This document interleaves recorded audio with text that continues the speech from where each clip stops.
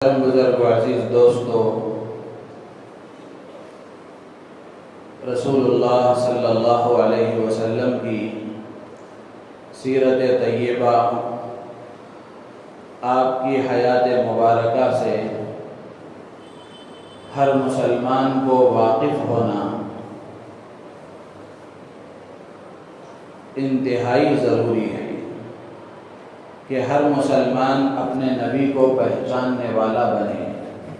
نبی کی زندگی کو جاننے والا بنے۔ اسی کے پیش نظر آپ حضرات کے سامنے 2-3 جمعہ سے یہ مضمون عرض کیا جا رہا ہے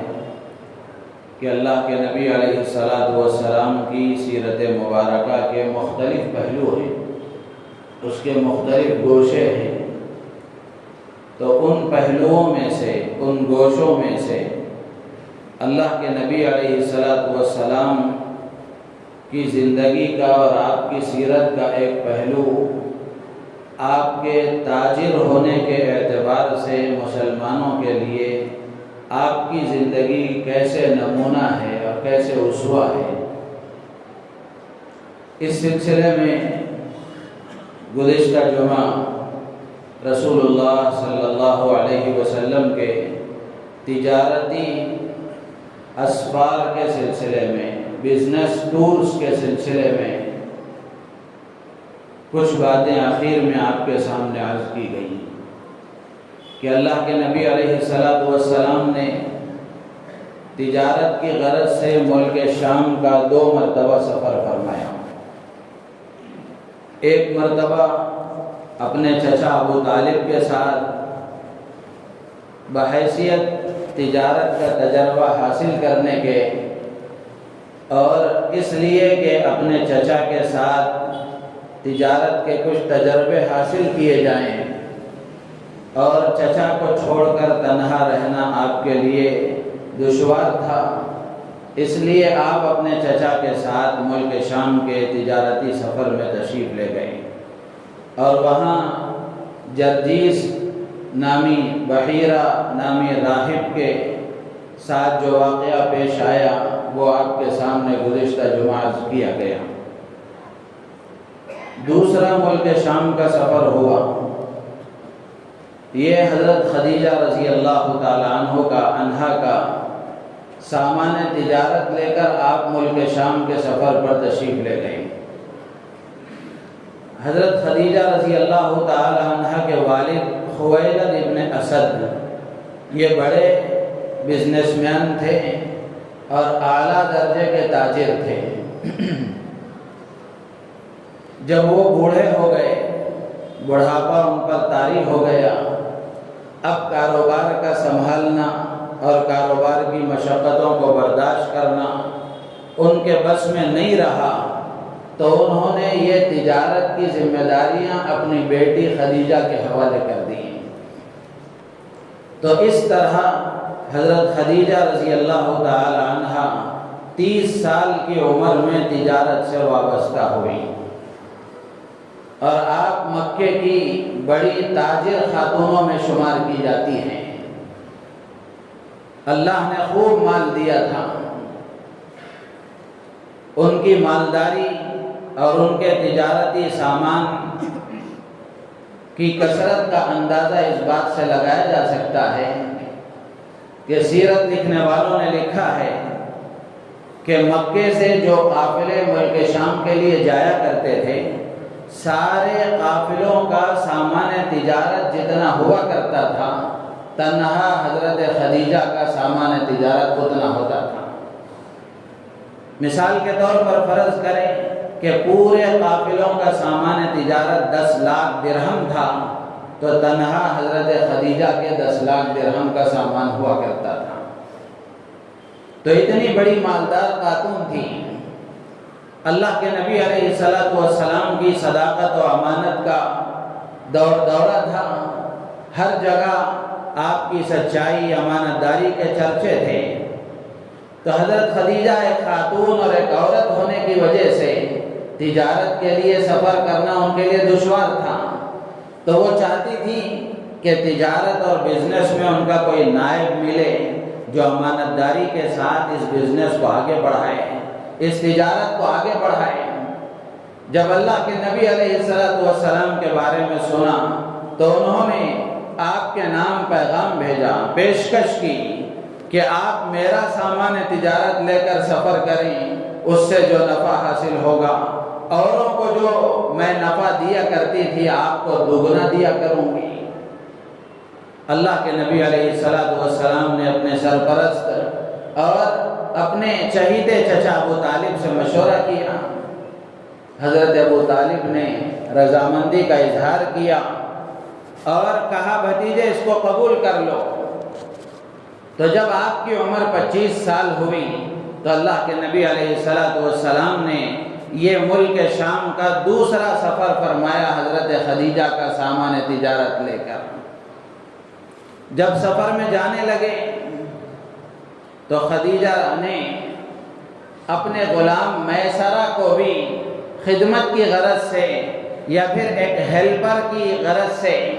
طور پر حضرت میسرہ کو بھی حضرت خدیجہ نے حضور اکرم صلی اللہ علیہ وسلم کے ساتھ سفر کا ساتھی بنا دیا۔ میسرہ بھی سفر میں ساتھ تھے، چلتے رہے، سفر شروع ہوا۔ جب بصرہ نامی علاقے میں پہنچے تو اللہ کے نبی علیہ السلام نے ایک درخت کے نیچے تھوڑی دیر آرام فرمایا۔ یہ واقعہ بھی میں نے آپ کے سامنے گزشتہ جمعہ عرض کر دیا کہ آپ جب وہاں درخت کے نیچے پہنچے تھے اور آپ تھوڑی دیر آرام فرمانے لگے تو قریب میں ایک گرجا گھر جس کو عربی میں صومعہ کہتے ہیں وہ قریب میں تھا۔ تو وہاں ایک راہب جس کا نام نستورہ کتابوں میں لکھا ہے، اس نے دور سے دیکھا کہ درخت کے نیچے کوئی آرام کر رہے ہیں اور ان کے پاس میں ایک اور صاحب ہیں۔ تو اس نستورہ راہب نے میسرہ سے معلوم کرنا چاہا اور اس نے معلوم کیا کہ یہ درخت کے نیچے کون آرام کر رہے ہیں۔ تو اس نے میسرہ غلام نے کہا کہ یہ اہل قریش اور اہل حرم کے ایک ہونہار فرد ہیں، ایک معزز اور باوقار شخصیت ہیں۔ تو وہ مذہبی عالم تھا، مذہبی پیشوا تھا، مذہبی کتابوں کا جانکار تھا۔ اس نے دیکھا کہ اللہ کے نبی علیہ السلام کی جو علامتیں انجیل میں بیان کی گئی تھی ان علامتوں کے ذریعے سے وہ پہچان گیا کہ یہ نبی آخر الزمان حضرت محمد رسول اللہ صلی اللہ علیہ وسلم ہیں جو درخت کے نیچے آرام فرما رہے ہیں۔ تو اس نستورہ راہب نے اس غلام میسرہ سے کہا کہ یہ کوئی اور نہیں ہیں، یہ اللہ کے نبی ہیں جن کی صفات اور جن کی علامتیں ہماری کتابوں میں بیان کی گئی ہیں۔ تو یہ ایک واقعہ پیش آیا۔ اسی طرح دوسرا واقعہ یہ پیش آیا کہ آپ علیہ السلام چونکہ تجارتی سفر تھا تو معاملات میں لین دین میں مصروف تھے، مشغول تھے۔ ایک شخص آیا اور اس نے آپ سے یہ گزارش کی اور کہا کہ آپ لات و عزا کی قسم کھائیں۔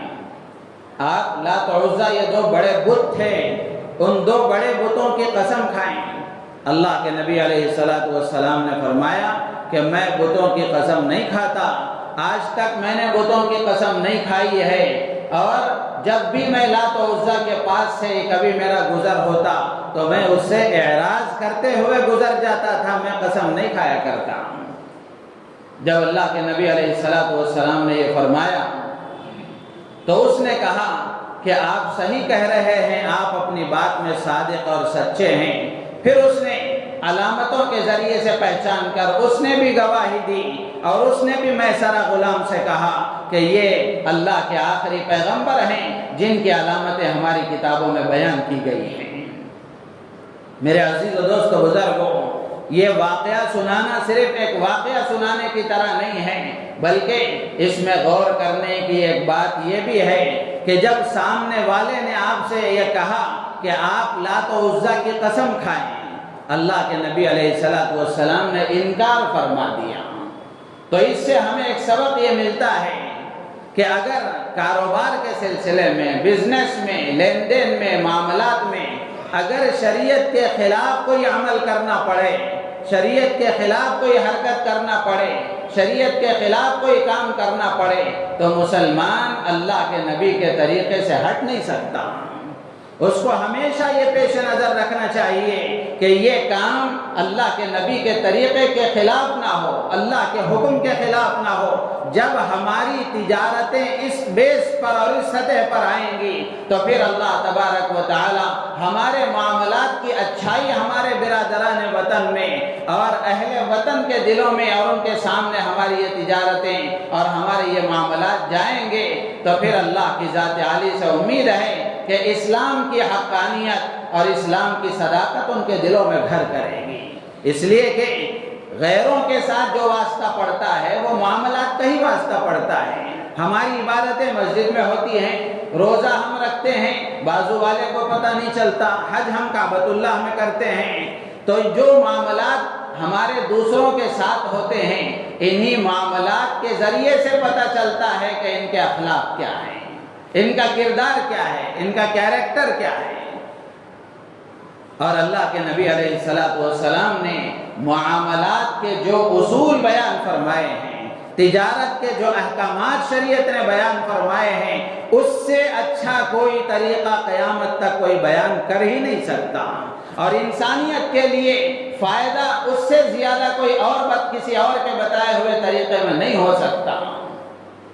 میرے عزیز و دوستو بزرگوں، تو اس واقعے سے ہمیں یہ سبق ملتا ہے کہ جیسے ہم عبادتوں کے سلسلے میں نبی کے طریقے کے پابند ہوتے ہیں، اللہ کے حکم کے پابند ہوتے ہیں، بالکل اسی طریقے سے معاملات کے سلسلے میں،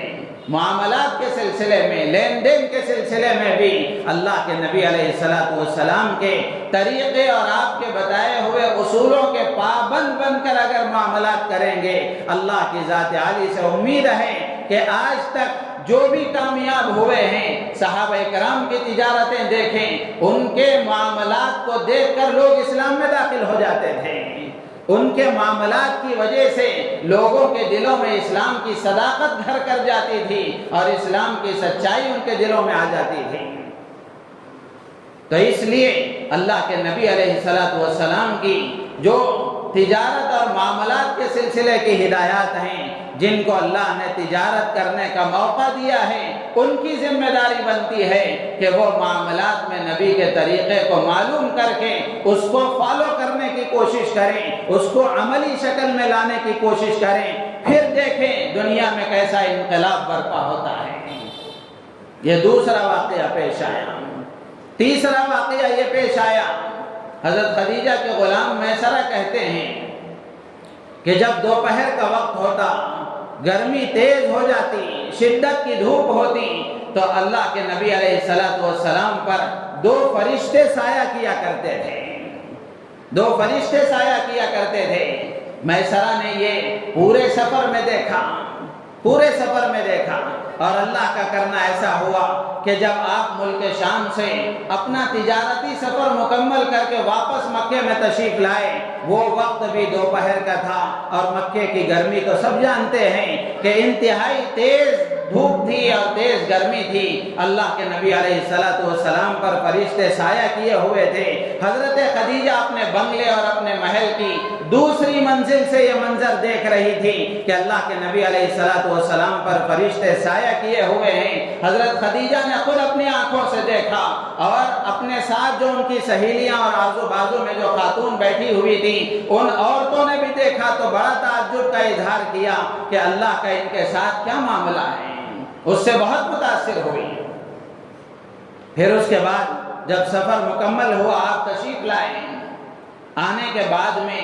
میسرہ نے پورے سفر کی کارگزاری سنائی۔ پورے سفر میں چونکہ حضرت میسرہ آپ کے معاملات کو اور آپ کے اخلاق کو، آپ کے ساتھ ہونے والے اللہ کے عجیب و غریب حالات اور معاملات کو پورے سفر میں انہوں نے دیکھا تھا، تو میسرہ تو بہت ہی متاثر تھے۔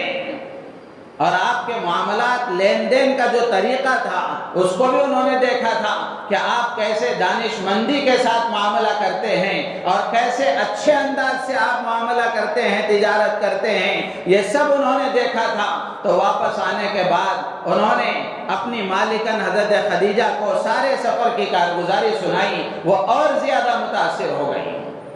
اور ملک شام سے جب آپ تجارتی سفر سے واپس ہوئے تو اس سفر میں اللہ نے پچھلے سفروں کے مقابلے میں حضرت خدیجہ کے سامان تجارت میں اللہ نے دوگنا نفع عطا فرمایا۔ حضرت خدیجہ اس سے بھی بہت متاثر ہوئی جب آپ کے اخلاق اور آپ کے کردار، آپ کے معاملات، آپ کی صداقت، آپ کی سچائی، آپ کی دیانت، آپ کی امانت داری، جب حضرت خدیجہ نے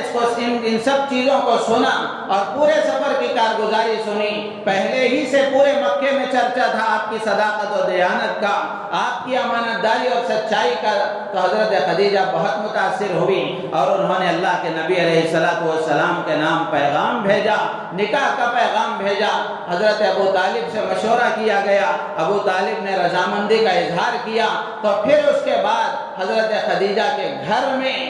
حضرت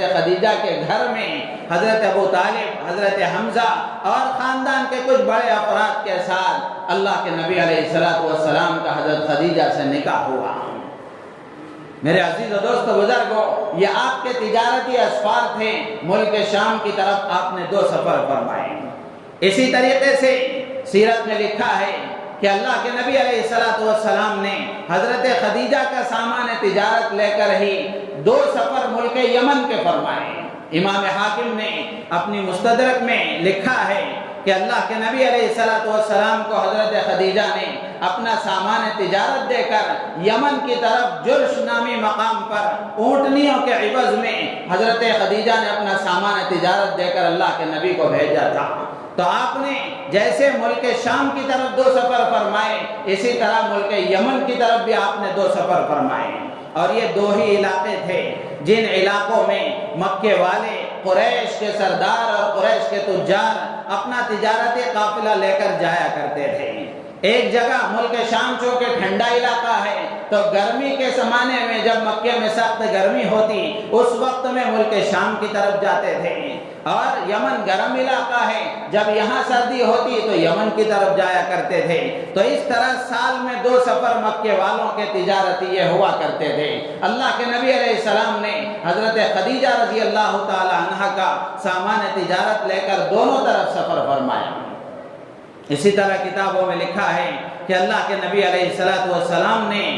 اشارہ ملتا ہے اس بات سے کہ اللہ کے نبی علیہ السلام نے تجارت کی غرض سے بحرین کا بھی سفر فرمایا۔ کتابوں میں لکھا ہے کہ بحرین سے ایک وفد اللہ کے نبی علیہ السلام کی خدمت میں آیا، وفد عبد القیس کے نام سے بہت مشہور قصہ ہے۔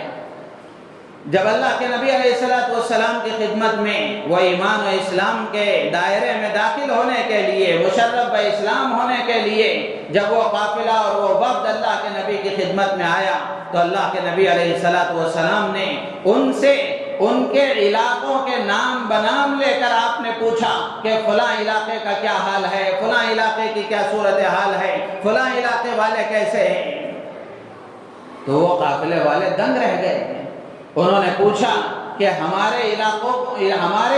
کو تو آپ ہم سے اچھا جانتے ہیں، ہم سے زیادہ جانتے ہیں۔ اللہ کے نبی علیہ السلام نے فرمایا کہ ہاں، میں تمہارے علاقوں میں تجارت کی نیت سے بہت گھوما ہوں، میں نے تجارتی سفر فرمائے ہیں۔ تو اس لیے سیرت نگاروں نے لکھا ہے کہ اس واقعے کے ذریعے سے اشارہ ملتا ہے کہ اللہ کے نبی علیہ السلام نے تجارت کی غرض سے بحرین کا بھی سفر فرمایا۔ تو یہ آپ کے تجارتی اسفار کی کچھ مختصر سی رودات تھی جو میں نے آپ کے سامنے پیش کی۔ سیرت کی کتابوں کو اگر ہم پڑھیں گے اور اس کا مطالعہ کریں گے تو اللہ کے نبی علیہ السلام کی تجارت سے متعلق اور بھی بے شمار تفصیلات ہیں، اور اللہ کے نبی علیہ السلام لین دین میں، معاملات میں بڑے پاک و صاف تھے، سچے تھے، امانت دار تھے اور بڑے کھرے تھے۔ لین دین میں ہیرا پھیری یہ اللہ کے نبی علیہ السلام کی سیرت میں نہیں ملتی۔ اللہ کے نبی علیہ السلام کی صداقت اور امانت، یہ دو صفتیں ایسی ہیں کہ نبوت سے پہلے ہی اللہ نے ان دونوں صفتوں کو لوگوں کے درمیان میں عام فرما دیا تھا، عام فرما دیا تھا۔ اسی لیے وہ صفا کی پہاڑی پر جب آپ نے اللہ کے حکم پر اپنے رشتہ داروں کو ایمان و اسلام کی دعوت دینے کے لیے جو خطاب فرمایا تھا، اور اس وقت اللہ کے نبی علیہ السلام نے پوچھا تھا کہ میں اگر یہ بات کہوں، کوئی بات آپ کے سامنے کہوں تو کیا تم اس کو سچ مان لو گے؟ اللہ کے نبی علیہ السلام نے صفا کی پہاڑی پر کھڑے ہو کر فرمایا تھا کہ اگر میں تم سے یہ کہوں کہ اس پہاڑ کے پیچھے سے ایک لشکر آ رہا ہے جو تم پر حملہ کرنے والا ہے، تو کیا تم اس کو مان لو گے، اس کو قبول کر لو گے، اس کو سچ سمجھ لو گے؟ تو سب نے بیک آواز ہو کر کہا کہ اپنے خاندان کے ایک فرد تھے تو ان سے کہنے لگے کہ ہم نے آپ سے جھوٹ کا تجربہ نہیں کیا ہے، آپ کے سلسلے میں جھوٹ کا تجربہ ہمیں نہیں ہوا ہے، آپ صادق اور امین ہیں، سچے ہیں، امانت دار ہیں، آپ کی صداقت اور امانت ہی ہم نے سنی ہے۔ تو پھر اس کے بعد اللہ کے نبی علیہ السلام نے خدا کا پیغام ان کے سامنے سنایا۔ تو میرے عزیز و دوست بزرگوں، آج ضرورت ہے اس بات کی، آج ضرورت ہے اس بات کی کہ جس طرح عبادتوں کا دین مسلمانوں نے قبول کیا ہے، نمازوں میں اللہ کے دین کو قبول کیا ہے، عبادتوں میں اللہ کے دین کو قبول کیا ہے، آج ضرورت اس بات کی ہے کہ مسلمان اپنے بازاروں میں نبی کا دین عام کرنے کی کوشش کریں، تجارت میں نبی کا دین بتائیں، معاملات میں نبی کا دین بتائیں، لین دین میں نبی کا طریقہ بتائیں، تاکہ دنیا والوں کو پتہ چلے کہ اس سے اچھا طریقہ نہ دنیا نے دیکھا ہے نہ دنیا دیکھ سکتی ہے۔ لیکن یہ تو نبی کا طریقہ تھا اور نبی کی زندگی تھی۔ آج ہم اپنے معاشرے پر نظر ڈالیں، اپنے معاملات پر نظر ڈالیں۔ اس وقت کی جو صورتحال وہ یہ ہے کہ مسلمان کے ساتھ معاملہ کرنے کو کوئی تیار نہیں ہے۔ معاملات میں دھوکہ دہی، معاملات میں فراڈ اور معاملات میں غبن، یہ اب جو بازار کے لوگوں کی زبان ہے وہ یہ کہ ان چیزوں میں مسلمان سے آگے کوئی نہیں ہے۔ میرے عزیز و دوست بزرگوں، ضرورت اس بات کی ہے کہ اللہ کے نبی علیہ السلام کے طور طریقے کو دیکھ کر اور آپ کی ہدایات کے مطابق اگر ہم اپنی تجارتوں کو، اپنے بازاروں کے دین بازاروں میں اگر زندہ کریں گے، اللہ کی ذات عالی سے امید ہے کہ اللہ تبارک و تعالی ان کے دلوں میں بھی اسلام کی محبت پیدا فرمائیں گے، اور جو نفرت ان کے اندر بٹھائی جا رہی ہے، یہ نفرت کا اللہ تعالی خاتمہ فرما دیں گے۔ آپ کے معاملات کیسے تھے؟ آپ کے معاملات کیسے تھے؟ یہ اپنے نہیں، غیروں نے بھی گواہی دی ہے کہ اللہ کے نبی علیہ السلام معاملات میں بالکل صاف تھے، سچے تھے، لین دین آپ کا پکا تھا، وعدے کے پکے تھے، بات کے سچے تھے، زبان کے پکے تھے، جو بول دیا وہ کرنا آپ کا شیوا تھا۔ حضرت صاحب ابن یزید رضی اللہ تعالیٰ عنہ ایک صحابی ہیں، زمانہ جاہلیت میں وہ اللہ کے نبی علیہ السلام کے بزنس پارٹنر تھے۔ جب وہ اسلام میں آئے، اللہ کے نبی علیہ السلام کی خدمت میں آنے کے بعد انہوں نے اسلام قبول کیا، تو صحابہ ان کا تعارف کرانے لگے، صحابہ ان کا تعارف کرانے لگے اور ان کے بارے میں بڑے اونچے الفاظ کہنے لگے کہ یہ ایسے ہیں، یہ ایسے ہیں، یہ ایسے ہیں۔ اللہ کے نبی علیہ السلام نے صحابہ کی بات سنی اور سننے کے بعد فرمایا کہ ان کو میں تم سے زیادہ جانتا ہوں۔ صحابہ نہیں جانتے تھے کہ زمانے جاہلیت میں نبوت سے پہلے یہ آپ کے بزنس پارٹنر تھے، وہ نہیں جانتے تھے۔ تو اس لیے جب حضرت صاحب ابن یزید اسلام میں داخل ہوئے تو صحابہ نے ان کا تعارف اللہ کے نبی کو کرایا، تو اللہ کے نبی علیہ السلام نے فرمایا کہ ان کو میں تم سے زیادہ جانتا ہوں۔ پھر حضرت صاحب ابن یزید نے اعتراف کیا اور اعتراف کر کے کہا کہ ہاں، میں آپ کا بزنس پارٹنر تھا، تجارت کا شریک کار تھا۔ اور اللہ کے نبی علیہ السلام کے بارے میں حضرت صاحب ابن یزید نے فرمایا کہ آپ علیہ السلام معاملات میں بڑے کھرے تھے، پاک و صاف تھے، لین دین میں سچائی تھی، صداقت تھی، امانت تھی۔ ایسے ہی بے شمار صحابہ کے بارے میں آتا ہے کہ اللہ کے نبی علیہ السلام کا تجارت کا تعلق ان کے ساتھ زمانے جاہلیت میں تھا، نبوت سے پہلے تھا، اور اللہ کے نبی علیہ السلام نے ان کے ساتھ معاملات فرمائے تو صحابہ بتاتے ہیں اسلام کے قبول کرنے کے بعد کہ اللہ کے نبی علیہ السلام کے معاملات بڑے پاک و صاف تھے۔ آج بھی اتنے گئے گزرے دور میں بھی اور اتنی نفرتوں کے ماحول میں بھی آج بھی اگر کوئی وعدے کا پکا ہو، معاملات کا پاک و صاف ہو، لین دین میں سچائی ہو، اگر وہ مسلمان اپنے معاملات کو صحیح طریقے سے پیش کرتا ہے، آج بھی بازار میں اس کی عزت ہے، آج بھی بازار میں اس کی عزت ہے۔ گنے چنے چند افراد ایسے ہیں جن کی وجہ سے اللہ نے آج دنیا کو باقی رکھا ہے، اور سچائی اور امانت داری کے ساتھ تجارت کرنا یہ ایک مسلمان کی پہچان ہے، اور اس کی بڑی فضیلتیں اللہ کے نبی علیہ السلام نے بیان فرمائی کہ التاجر الصدوق الامین مع النبیین والصدیقین، کہ سچا اور امانت دار بزنس مین قیامت کے دن اللہ تبارک و تعالی نبیوں کے ساتھ اس کا حشر فرمائیں گے، صدیقین کے ساتھ اس کا حشر فرمائیں گے۔ تہجد گزار کے بارے میں نہیں کہا گیا، بلکہ اللہ کے نبی فرماتے ہیں کہ ایسا بزنس مین جو سچا ہے، امانت دار ہے، قیامت کے دن اللہ تبارک و تعالی نبیوں کے ساتھ اس کا حشر فرمائیں گے۔ تو میرے عزیز و دوست بزرگوں، آج ضرورت اس بات کی ہے کہ ہم اپنے معاملات کو درست کریں، اپنا بازار کے دین کو بھی ہم اختیار کرنے کی کوشش کریں، اپنے معاملات کو بھی نبی کی سنت پر لانے کی کوشش کریں۔ سنتیں صرف کھانے پینے سونے جاگنے اٹھنے بیٹھنے پہننے اوڑھنے کی نہیں ہیں، بلکہ سنتیں کاروبار کی بھی ہیں، بزنس کی بھی ہیں، لین دین کی بھی ہیں، معاملات کی بھی ہیں۔ ان سنتوں کو معلوم کر کے ان سنتوں کو بھی اختیار کریں، انشاءاللہ العزیز اللہ تبارک و تعالی دنیا میں برکتیں عطا فرمائیں گے، اور آخرت میں اللہ تعالیٰ اس کا اجر و ثواب عطا فرمائیں گے۔ آگے اور بھی علماء نے لکھا ہے کہ ان تجارتی اسفار میں اور معاملات میں آپ کے اوصاف کیا تھے، آپ علیہ السلام کا سلوک کیسا تھا، اس سلسلے میں بڑی تفصیل کے ساتھ کتابوں میں لکھا ہے۔ اگلی جمعہ ان باتوں کو عرض کیا جائے گا۔ اللہ تعالیٰ سے دعا ہے اللہ تعالیٰ ہم تمام کو ان باتوں پر عمل کی توفیق عطا فرمائے، نبی کی زندگی کے مختلف پہلوؤں کو جان کر ان کو پریکٹیکلی طور پر، عملی طور پر اپنانے اور اس کو اختیار کرنے کی اللہ تعالیٰ ہم سب کو، پوری امت کو توفیق عطا فرمائے۔ آمین۔ وآخر دعوانا الحمدللہ رب العالمین۔